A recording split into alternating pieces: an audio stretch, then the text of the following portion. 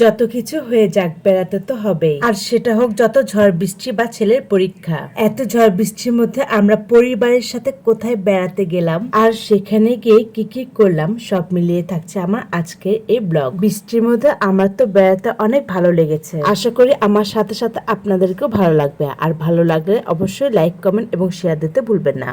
আসসালামু আলাইকুম, সবাই কেমন আছেন? কয়েকদিন যেভাবে বৃষ্টি হচ্ছে তাতে মনে হচ্ছে আকাশটা বোধহয় ফুটোই হয়ে গেছে। বড় ছেলের পরীক্ষা চলছে, ছেলেকে বাসে পরীক্ষা দেওয়ার জন্য তুলে দিয়ে বাসায় এসে সমস্ত কাজকর্ম সেরে ব্যাগ গোছাচ্ছি ছোট ননদের বাসায় যাব বলে। বাহিরে মুষলধারে বৃষ্টি হচ্ছে, এর মধ্যে আমরা বেড়াতে যাচ্ছি। অনেকদিন হলো ছোট ননদদের বাসায় যাওয়া হয় না, তাই ছোট ননদটা জেদ করেছে যাওয়ার জন্য।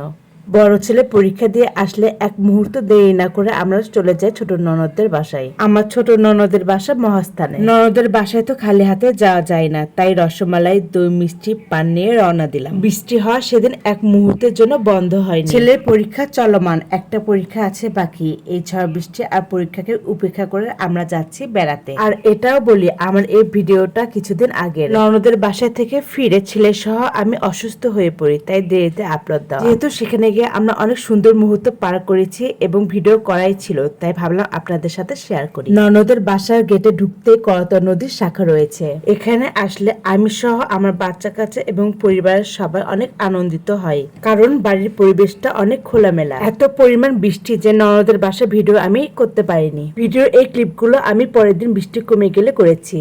আমার ননদের বাসা মহাস্থানগড় থেকে একটু ভিতরে চিঙ্গেশপুর সিংড়াচানে। অনেক সুন্দর আর গোছানো সবকিছু আমার ননদের। তার ছোট্ট পরিবার আর আমরা এই ছোট্ট পরিবারের সাথে সময় কাটানোর জন্য চলে এসেছি। আত্মীয় স্বজনদের বাসায় বেড়াতে অনেক ভালো লাগে।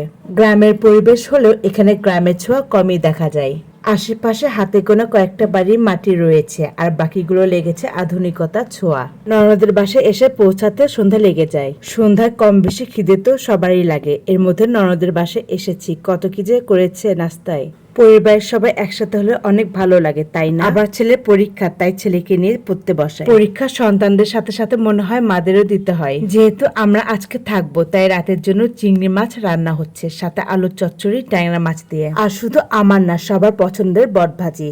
আহা কি শান্তি! বৃষ্টির দিনে এমন গরম গরম ভাত যদি কোনো কাজ না করে এভাবে রেডি পাওয়া যায় তাহলে অনেক ভালো লাগে, তাই না? রাতের সবাই মিলে একসাথে খাওয়া দাওয়া করা হয়। বড় ননদের পরিবার, ছোট ননদের পরিবার আর আমাদের পরিবার। দুলাভাই চোখের চশমাটা মাথায় রেখে খাচ্ছে, তাই নিয়ে তার সাথে মজা করছি। আর আমার ছোট ননদের ছেলে চামচ দিয়ে খাচ্ছে। যেহেতু 2 দিন থেকেছি এবং আশেপাশে ঘোরাঘুরি সহ অনেক কিছু করেছি, তাই ভিডিওটা লং হয়ে যাচ্ছে। তাই আজকে ভিডিওটি বেশি লং না করে বাকি অংশ থাকছে নেক্সট ভিডিওতে। আপনাদের সবাইকে দেখার আমন্ত্রণ জানিয়ে আমার আজকে ভিডিওটি এখানে শেষ করছি। আল্লাহ হাফেজ।